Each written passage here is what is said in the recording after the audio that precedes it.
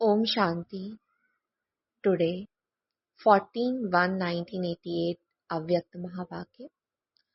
The reason for unhappiness is disobedience in little things. Today, the unlimited, greatest of all the fathers, the Father who makes you the highest of all his specially seeing his children, who out of all the children everywhere are obedient, all consider themselves to be obedient children, but they are number-wise. Some are always obedient, whereas others are obedient but not always. All the children are in the list of obedient children, but there is definitely a difference.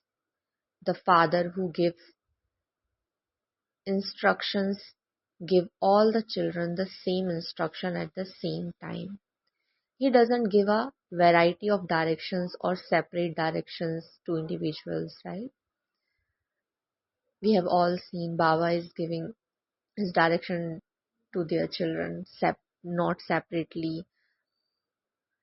So, why is it still number wise then? Those who are always easily embodiments of the awareness of the Father's instructions in every thought and every action automatically move along with their every thought, word and action in accordance with those instructions, whereas those who do not become embodiments of that awareness repeatedly have to bring them into their awarenesses. Sometimes because of having that awareness they move along while being obedient, whereas at the other time they remember the instruction after moving along, because they are not embodiments of the awareness of the instructions, because they don't experience in their actions the instant and visible fruit of elevated actions. They remember later, when the action is over, why they received that result.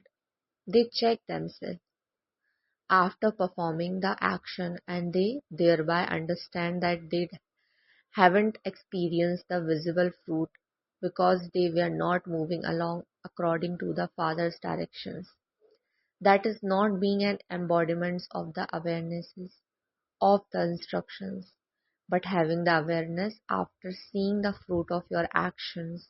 So, number one is easily and automatically being an embodiment of awareness and being obedient. The second number are those who sometimes perform actions with that awareness and sometimes have that awareness after performing that their actions. Don't even ask about the third number. There are two rosaries. The first is a small rosary and the second is a bigger rosary. There is no rosary of third number. This is why Baba is only speaking of two categories, because they perform actions according to the instruction from Amrit Vela throughout the day till the night. Number one, obedient children do not experience having to labor in any action, but they experience the special fruit of blessings from the Father as a fruit of being, as a fruit of their obedience. This is because obedient children always receive blessings from the heart of Bap Dada at every step. Therefore, because of receiving blessings from the heart, their every action is fruitful, for action is the seed and the attainment from that seed is the fruit, because the seed, that is every action of every number, one obedient soul is powerful. They experience contentment and success as the fruit of every action. There can be contentment with the self, with the result of the action, and also in their connections and relationships with many souls. The number one obedient souls naturally and constantly experience all three types of contentment. Sometimes children are con- content with their own actions, that they performed very good actions with the right method, and yet at other times they are not able to see the fruit of contentment as much as they think they should. In some cases, they are content with themselves. They are content with their fruit, but there isn't content with their connections and relationships. So that would not be called being a number one obedient soul. A number one obedient soul would experience contentment in all three things according to the present time.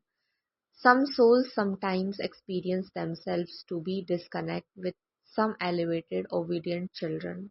You would think that there is no one with whom everyone is content. Someone or other would always be disconnect, but there are many reasons for that. Because of not knowing their own reasons, there is a misunderstanding. Secondly, according to their own intellects, they have too many desires or expectations of the seniors, and when those expectations are not fulfilled, they become disconnect. Thirdly, because of their past sanskars and nature and the karmic account of some souls, those who should become content are not content. Because of this, there is no reason why others should be disconnect with the number one obedient souls or elevated souls, but they do remain disconnect due to their own reasons. This is why, in some cases, it seems as though someone is disconnect with everyone. However, in that too, the majority, at least 95%, would be connect. 5% would be seen as disconnect. So the majority of the number one obedient souls would make others content in all three ways because they constantly perform every elevated action according to instructions. Because of being content after performing every action, their mind or intellect would not be repeatedly disturbed by their actions, whether they did the right thing or not. Those in the second category often have thoughts in their minds after performing the action as to whether they did the right thing or not. In your language, you speak of this as your consequence biting because you did not do the right thing. The consi- the conscience of a number one obedient soul would never bite because they do everything according to instructions. They always remain light, for they don't have any burden of the bondage of karma. You were told earlier to that one is to have a relationship of karma and the other is to perform actions under a bondage of karma. So a number one soul comes into a relationship of karma and is therefore always light in every action because of receiving special blessings from Bab Dada. A number one soul would constantly experience internal willpower as a result of blessings. Such a soul would always experience subconscious joy. He would always experience himself to be full. Do you know what some children sometimes say when they put the condition of their heart in front of the father? I don't know why, but today I feel empty inside. Nothing much has happened as such, but yet there isn't the experience of perfection of happiness. At that time, they didn't perform any wrong action or make a little mistake, but while moving alone, because of being ignorant or careless from the time to time, they don't do everything according to the instructions. Firstly, a burden of disobedience to time pulls you towards itself at some time, just as the strong sanskar and nature of the previous birth sometimes pull you towards themselves even against your conscious wish. Similarly, from time to time, the burden of your disobedience sometimes pulls you towards itself. Those are karmic accounts of the past, and these are karmic accounts of the present time, because no account, whether of this birth or past births, can be burned without your being in the stage of an embodiment of the fire of love. Because you do not constantly have the stage of being an embodiment of this fire, that is, because you do not constantly have the stage of powerful remembrance of the seed stage of being a lighthouse and mighthouse.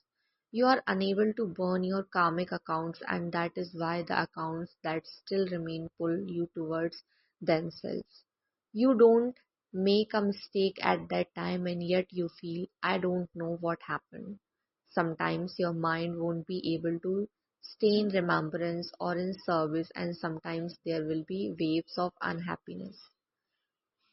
One is to experience peace through knowledge, and the other is to peace of that silence, where there is no happiness or bliss, that is peace without any sweetness. The heart's desire would just to be go and sit somewhere in solitude.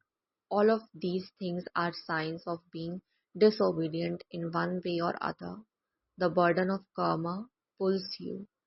One form of disobedience is to commit a sin or to make a big mistake, and the second is disobedient in little things. For instance, the father's instruction is, at Amrit Vela, stay in powerful remembrance according to the right discipline. So, what would you say if you do not observe this instruction at Amrit Vela? Would that be being obedient or disobedient? Perform every action as a karma yogi with the feeling of being an instrument with humility. You have these instructions. There is a long list of these, but Baba is just quoting one as the example. You have been given instruction for everything, your vision, your attitude, etc. Out of all these instructions, if you don't follow any one instruction in the right way, it is known as being disobedient in little things. If you continue to accumulate this account, it will definitely pull you towards itself. And this is why you say that you are unable to accumulate as much as you want. When you are asked, are you moving alone okay? You all say yes. However, when you are asked if you are accumulating as much as you should, you then have to think about it. While receiving so many signals, while being knowledgeable full, if you are still unable to accumulate as much as you should, what is the reason for that? The burden of the past and the present do not allow you to become double light. Sometimes you become double light, and sometimes the burden brings you down. You don't constantly experience the stage of presence, joy, and peace filled with happiness. You don't experience the attainment of the lift of special blessings from Bab Dada for being obedient. This is why you sometimes find it easy, and at other times you find you have to labor. You very clearly heard about specialities of a number one obedient soul. So, who is number two then? Those who lack these specialities are number two, and they become beds of second number rosary. So you want to become part of the first rosary, do you not? Nothing is difficult. The instruction for every step is very clear. So it is easy or difficult to move along according to that. The instruction are Father's footsteps. So it is easy to place your steps in his footsteps. Is it not? In any case, all of you are true Sita's brides. So the brides place their steps in his footsteps, do they not? This is the method. So what is difficult? In the relationship of a child to a child is, a child is one who follows the footsteps of the father, one who does with one who does what the father says, the father speaks, and the child does. This is known as being number one obedient. So check and change yourself. Acha. To all the most obedient, elevated souls everywhere, to the special souls who always experience the blessings received from the Father, to the great souls who always experience contentment and success in every action, to the obedient children who place their steps in the Father's footsteps, Bab Dada's love, remembrance, and Namaste. Thank you so much, Baba. Thank you so much.